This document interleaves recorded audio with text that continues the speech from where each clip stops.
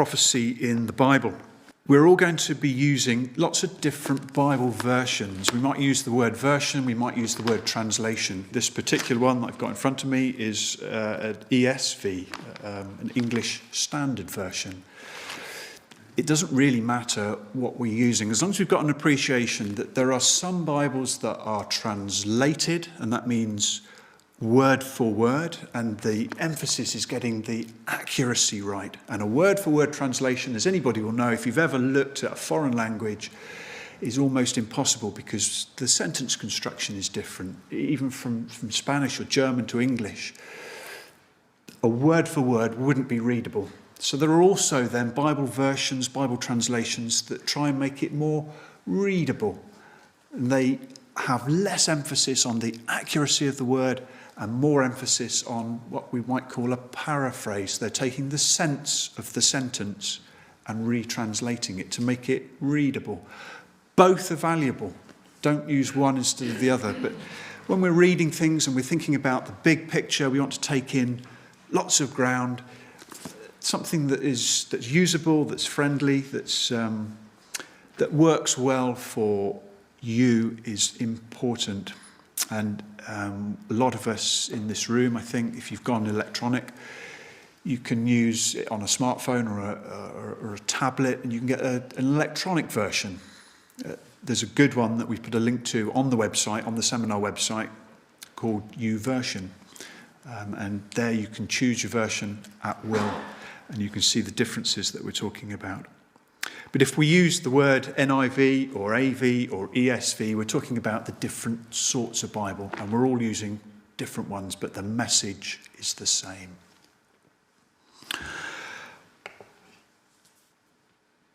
I fancy that as time has gone by, we don't talk quite so much about the future as we perhaps might have done in a day gone by.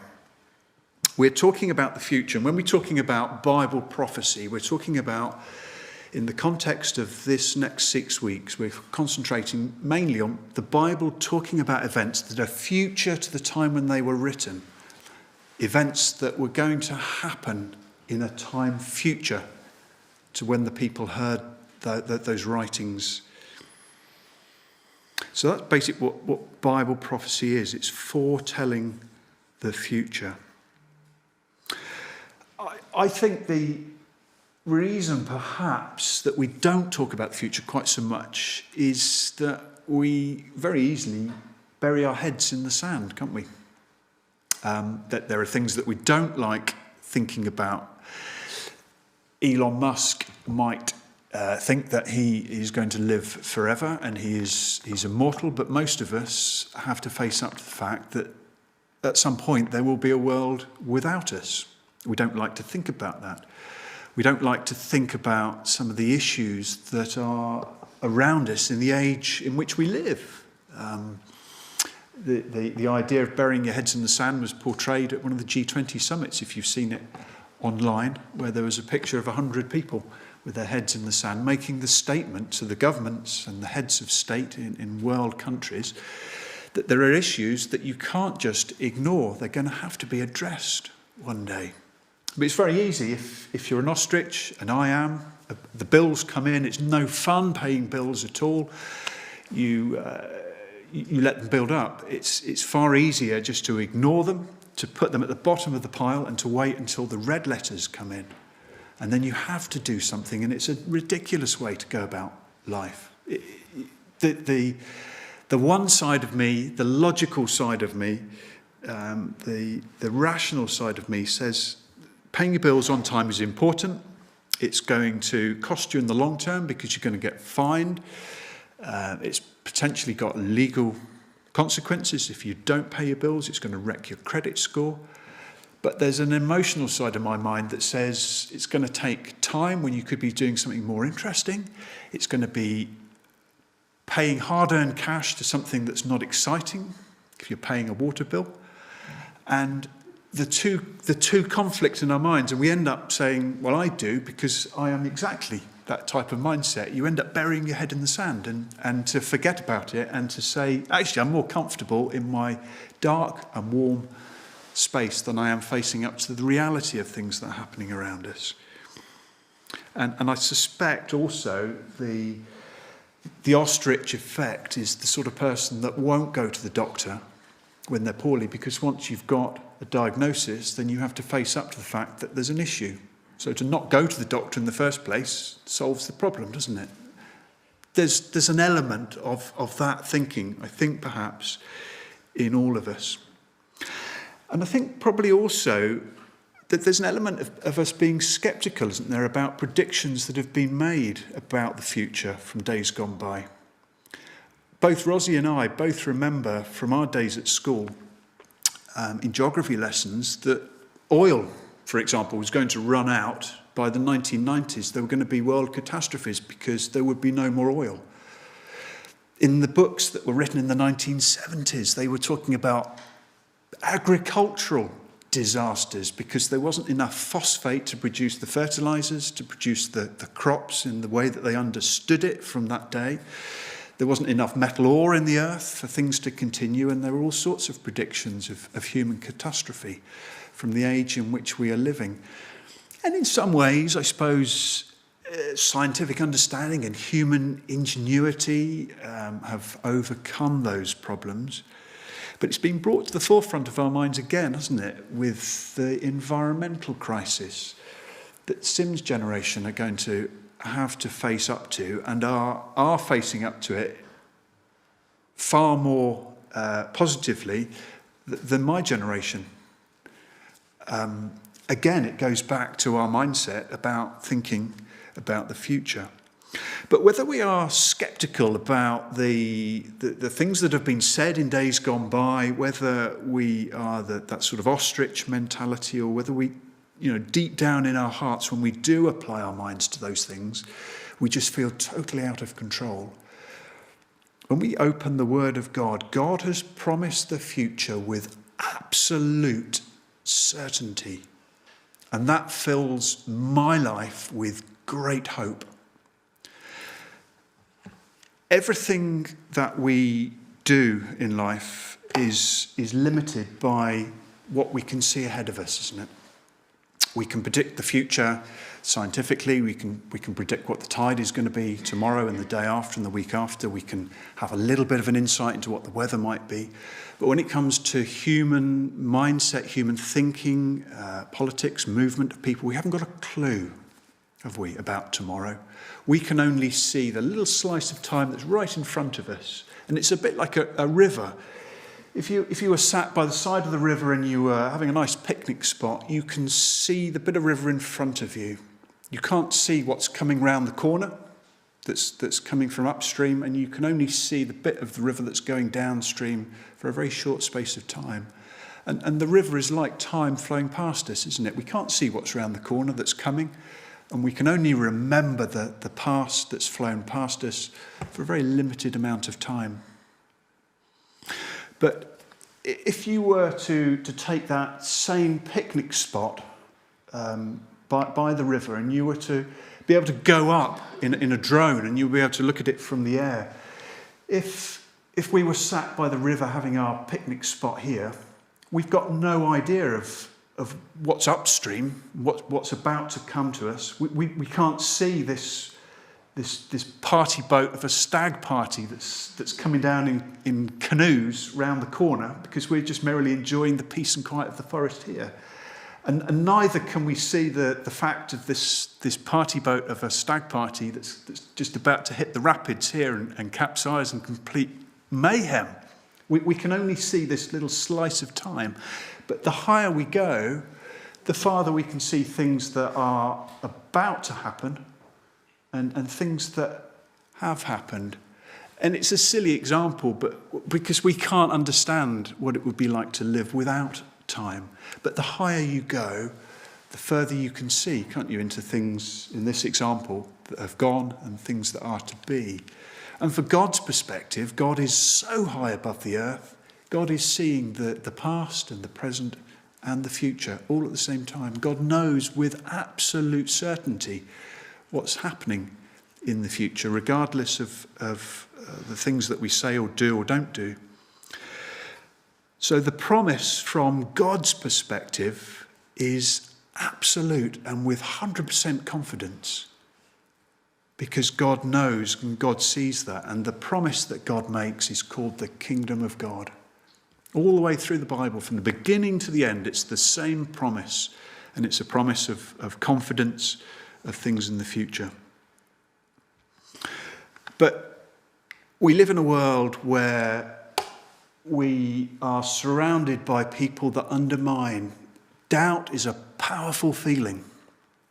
Doubt is a powerful feeling, and it's a natural enemy of faith or belief, I would say, and it undermines it in exactly the same way that Irina there, who's jumping out of an aeroplane at that particular height, is, by the look on her face, she's pretty confident that that's a parachute and not a rucksack that she's picked up.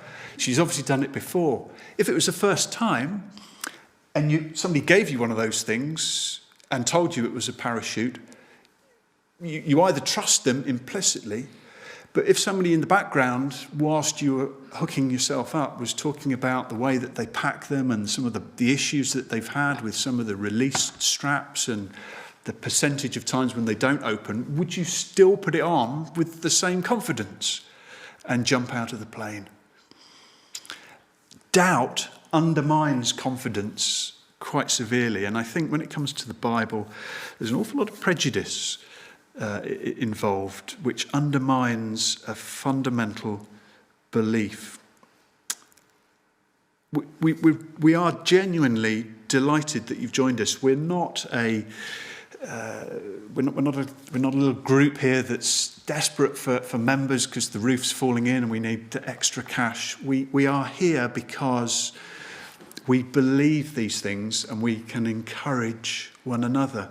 If you come to the same conclusion, that's fantastic. But we're not on a sales drive. We're not on a sales pitch at all. These are things that excite us, and we hope that we can share them with you over the next couple of weeks. And if I think back to the beginning of my journey of faith, some of the things that in fact, probably all of the things that we're thinking about over the next 6 weeks gave me, who I've already said is a fairly sceptical personality. Ask my wife. I'm a sceptical, analytical. I've come from a sciencey background. I like to understand things and take them apart before I take them on board. There is in the Bible an element that we can rely on as a basis for faith. So faith isn't something that just religious people have, or it's a nice, warm and cozy feeling. Faith is something that is based on a substance. It's a springboard for growth. I can't prove to you, but there's plenty of evidence for the things that we're going to be thinking about, that God is and that God has an interest in the world of which we are a part. It's not a blind jump of faith. Think about these words from the Apostle James. I've put NIV in the brackets there at the bottom. That's the New International Version, that particular quote. If any of you lacks wisdom, you should ask God. That's what we've done by starting this meeting in a word of prayer. We ask. It's talking to God. It's not a difficult thing to do. God is always listening if we are asking questions. Goes back to the teacher. If any of you lacks wisdom, you should ask God, who gives generously to all without finding fault, and it will be given to you. But when you ask, you must believe and not doubt, because the one who doubts is like a wave of the sea blown and tossed by the wind. We've experienced it on Friday. The shape of the waves of the sea are created by the force of the wind. And if you're the sort of person that's just being shaped all the time by other people's opinions and by doubts and by naysayers, you're like the sea that's forever moving and changing and twisting. Not so the one whose faith and the substance of their belief is in the Word of God, which is unchanging. And God will help us with that. And that's what that verse is speaking to us about. Just very quickly, just a little example here of what we're talking about. I've only ever once been on a long-haul flight, and the security, obviously, in my day is very, very different to what it was in an age gone by, when you might have been asked to come up to the flight deck and have a look at what's going on at the front of the aircraft. But if I was a first-time flyer and I was super nervous about going up in that plane, I think I would probably understand that once the pilot has taken off, it goes to autopilot. He flicks a switch and it's on autopilot. And for the rest of that flight, however long it is, once they're at their altitude, it'll just fly on the computer, and the captain, the pilot, can actually go and have a cup of coffee, put his feet up, go to the toilet, whatever. He doesn't need to be in that seat with the controls all the time, does he? After takeoff, it's automatic. But if I was a super nervous flyer, I might say to him, well, how do I know? I don't like the fact that you're off at the back making yourself a cup of coffee. You should be in the driving seat. I know how dangerous it is when I'm in a car. How do I know that there's an autopilot on the plane? I want to see it. And he would quite rightly say, look, for security reasons, I couldn't show you. It's hidden away deep, deep, deep in the plane. Can't take you there. And even if I could show you, I'd open up a box and you wouldn't have a clue what you were looking at. With all respect, he might say you wouldn't know the difference between the handbrake and the autopilot. You'd be looking at something that was beyond your comprehension. But he said, this is what I can do. I can see you're a nervous flyer. If you go back to your seat and chill out, get yourself a drink, make yourself comfortable, I can tell you that from your side of the plane on the left, if you look out, you'll see the Alps. You can make them out quite easily. And if you're still in your seat and you cast your eyes over to the right-hand side of the plane, 2 hours after that, you might be able to make out the island of Sicily off the coast of Italy. Quite easy to recognise. And he said, if you're still awake, 2:15 in the morning, look out of your window and you'll get a glimpse of the Indian Ocean. And if I'm right in those things, then you'll know that we're on a flight path from London to India or somewhere in that direction. Yeah, he's given me the waypoints, and if I look out of the window and it appears in that order and in that time, then I would know that the autopilot is in control of that aircraft. And it's the same. God has done something very similar for us, which is why we're thinking about prophecies in this seminar. God has given us waypoint markers on the route of human history. God knows the destination, God knows the timings, and God has given us the waypoint markers between here and here, all the way through the Bible. And he could have done it by saying, right, I'm going to give you the entire detail of human history from beginning to end, and you would have ended up with, well, if we were going back to paper and books, it wouldn't fit in a room, would it? You could, the entire human history, in all its detail and its timing, from the beginning of time until God's conclusion, it would be way, way too much, and we wouldn't understand it, it wouldn't mean anything. But what he did do, God has given us the human history of one family. And from our perspective, he chose a seemingly random Iraqi desert nomad who was living in the land of Iraq. And he said, through your family, through your descendants and the people that will follow after you, I'm going to use your fortunes, I'm going to use the things that happen in your life as a waypoint marker to my destination, so that you will know that I am God, because nobody else could tell you that detail. And that's what we're going to be thinking about this evening. And, let's not get tied up in the politics of this, and let's not get tied up in the prejudice of Israel, or the Jews, or the Jewish people, or the land, or the Palestinian conflict. Let's step back from that, because we're not about politics, we're about the Word of God. And we can't get away from the fact that family, from that one man who was called Abraham, is the nation of what we now call the Jews. the land, the Jewish people, the land of what we now call today Israel, beforehand was called Palestine. And their lives and their fortunes are the waypoint markers that God has given us.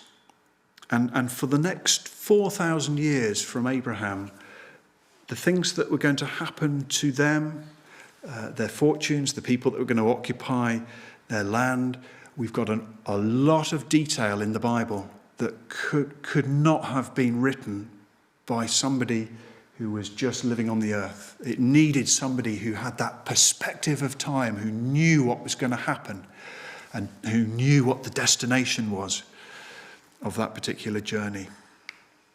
And here's what God says. I've put, you'll notice I've put CEV in brackets there. CEV is it's a paraphrase. It's the contemporary English version. Descendants of Jacob.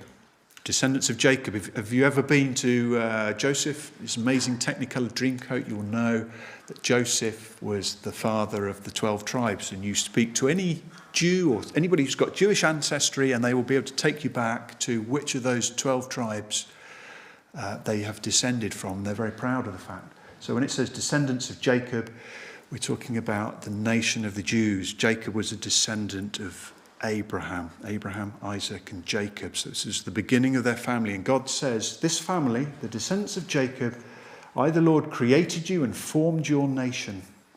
Israel, don't be afraid. I have rescued you.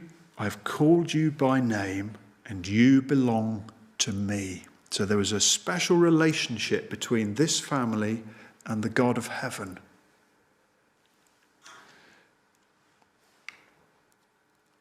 At the bottom was a few verses on, isn't it? Verses 9 and 10 of the same chapter in Isaiah 43. God, through the prophet, says, tell everyone of every nation to gather around. None of them can honestly say, we told you so. If someone heard them say this, then tell us about it now. My people, you are my witnesses and my chosen servant. I want you to know and to trust me and to understand that I am God. I have always been God, and there can be no other. It's a challenge. It's a courtroom scene, isn't it, of somebody who's been put on trial. That's where we still use the word witnesses. The Jews, the nation of the Jews, the descendants of Abraham were going to be witnesses to the existence of God. And that's and look at who the challenge is to. It's to every nation. The Jews are the challenge of God to his existence. And through that family, so that's all distant history, and we are quite separated from it. It's a culture and a time that we know very little about because it was so long ago. But here is the promise that God makes, and it's a promise that makes the message personal. It's wonderful to be able to study these things and think about the detail in the Bible verses that we're going to over the next 6 weeks. But let's not forget that the message of the Bible is not just a book to be studied, it's a message to be lived, and it needs to have a personal impact and a change, a transforming effect in lives. Otherwise, it's just a study in the same way that you might study physics or geography or maths. God says to this one man, to Abraham, I will bless you and make you famous, and you will be a blessing to others. I will bless those who bless you and curse those who treat you with contempt. All the families on earth will be blessed through you. And that's the hope to each one of us through the fortunes of that one man. So the Bible isn't just a message for people who are naive, people who lived in an age gone by. We're not living in a world where science has dismissed the Bible and it's of no further value. there's evidence in the Bible for us to create that foundation for believing the rest of the things that God is promising for a time future. And I hope that from this course and from the time that we spend together thinking about these things, that we can realise that faith and a belief in the things that God has promised for the future isn't just a blind step in the dark, that there's a rational basis, a seedbed for something to grow in our lives.